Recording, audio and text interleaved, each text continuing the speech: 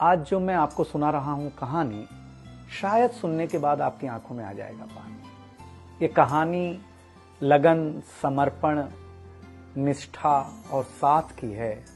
ये कहानी जितनी मेरी है उतनी ही आपकी है। इस कहानी का जो मुख्य किरदार है वो हमारे आपके जीवन का आधार है। वो आपके लिए ज्यादा, अपने लिए कम बनी है। हाँ जी, बिल्कुल सही समझ रहे हैं आप। वो हमारे आपकी पत्नी है। वो हमारी आपकी पत्नी है। कभी आपने सोचा कि वो आप एक के साथ रिश्ता जोड़ा था, लेकिन एक के साथ रिश्ता जोड़ने के लिए उसने घर, गली, आंगन, मोहल्ला, सखी, सहेली, माँ बाप, न जाने कितनों रिश्तों से अपना मुंह मोड़ा था। याद करिए, जब आपके साथ ब्याही थी और आपके घर आई थी तो बहू, भाभी, दुल्हन, न जाने कितने नामों के साथ बुलाई जाती थी। ये सुनकर के वो मन ही मन मुस्कुराए जाती थी। घर के सारे लोग उसी के भरोसे रहते थे। शायद इसीलिए अंग्रेजी में हम उसे हाउसवाइफ कहते थे। कुछ ही दिनों तक उसने दुल्हन होने का आनंद जिया। फिर झाड़ू, पोछा, बर्तन, चूल्हा, चौका, इन सब ने उसको जकड़ लिया। रोज हमारे लिए नाश्ते से लेकर खाने तक कुछ खास रखना, हमारी लंबी उम्र के लिए न जाने कितने उपवास रखना। कुछ महीनों बाद किलकारी गूंजी तो सारे ख्वाब सजे। वो मां बनी तो हम भी बाप बने। जैसे जैसे वो उम्र की सीढ़ियां चढ़ती गई, जैसे जैसे वो उम्र की सीढ़ियां चढ़ती गई, जवाबदारियां कुछ न कुछ रोज बढ़ती गईं। एक तरफ बच्चे पे नजर, दूसरी ओर मैं ऑफिस के लिए लेट न हो जाऊं इस बात का डर।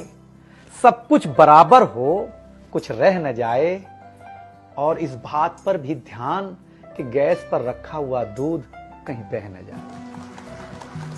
घर वालों की फरमाइशों का चूल्हा जो एक बार चलता, घर वालों की फरमाइशों का चूल्हा जो एक बार जलता, तो कब सुबह, कब शाम, कब रात हो गई उसे पता ही नहीं चलता।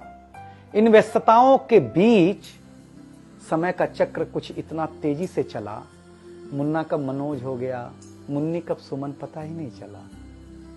अब तक जो था प्यार, अब उसने अपना नाम बदल करके रख लिया था तकरार।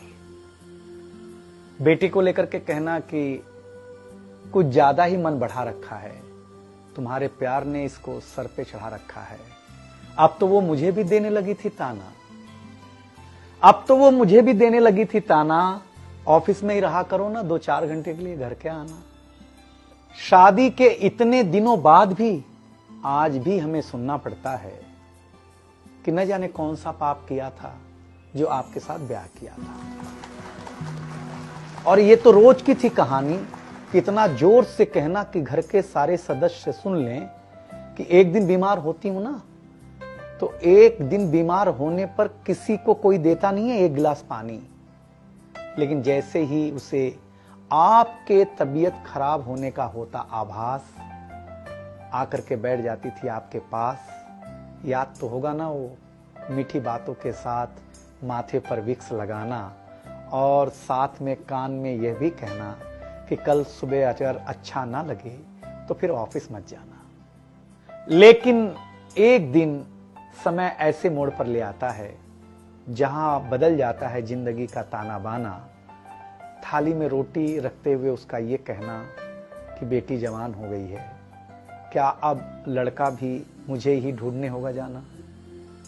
शादी तय हो जाने के बाद 1-1 रुपया जोड़ना, पैसे कम पड़ने पर खुद का कंगन तोड़ना, सब कुछ हो जाएगा मुझे ढाढ़स बढ़ाना, सब कुछ हो जाएगा मुझे ढाढ़स बढ़ाना। विवाह का गीत खुद रोते हुए गाना। याद तो होगा ना आप लोगों को ये गुजरा हुआ जमाना।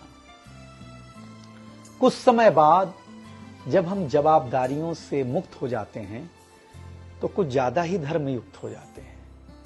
उम्र के अंतिम पड़ाव पर हम बीमारियों के बीच जीने लगे हैं। बिना शक्कर की चाय पीने लगे हैं। लेकिन सच ये है कि जब तक हमारी आपकी पत्नी साथ है, चाय मीठी हो न हो, लेकिन जिंदगी में पूरी मिठास है। जबकि पत्नी के बारे में बहुत कम लिखा गया है, हर जगह मां का ही गुणगान है। मैं मानता हूं कि मां महान है, लेकिन आपके जीवन में आपकी पत्नी का भी महत्वपूर्ण योगदान है। तो आपसे निवेदन इतना सा है कि आप अगर घर पर हों या घर पर जाएं तो अपनी पत्नी का हाथ हाथ में रख करके संतोषानंद जी का लिखा हुआ एक गीत गाएं कि तू धार है नदिया की, मैं तेरा किनारा हूं, तू मेरा सहारा है, मैं तेरा सहारा हूं। आंखों में समंदर है, आशाओं का पानी है, जिंदगी कुछ भी नहीं, तेरी मेरी कहानी।